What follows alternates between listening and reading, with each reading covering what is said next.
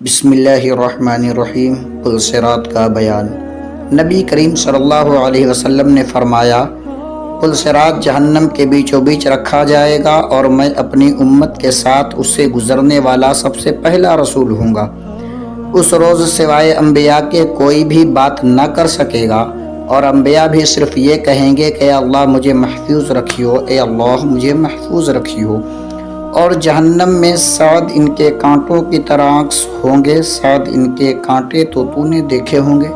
صحابہ رضی اللہ تعالیٰ عنہم نے عرض کیا، کہا ہاں۔ آپ نے فرمایا تو وہ سعد ان کے کانٹوں کی طرح ہوں گے، البتہ ان کے طول و عرض کو سوائے اللہ تعالیٰ کے اور کوئی نہیں جانتا۔ یہ عکس لوگوں کو ان کے اعمال کے مطابق کھینچ لیں گے۔ بہت سے لوگ اپنے اعمال کی وجہ سے ہلاک ہوں گے، بہت سے ٹکڑے ٹکڑے ہو جائیں گے، پھر ان کی نجات ہوگی۔ جہنمیوں میں سے اللہ تعالیٰ جس پر رحم فرمانا چاہے گا تو ملائکہ کو حکم دے گا کہ جو خالص اللہ تعالیٰ ہی کی عبادت کرتے تھے انہیں باہر نکال لو، چنانچہ ان کو باہر نکالیں گے۔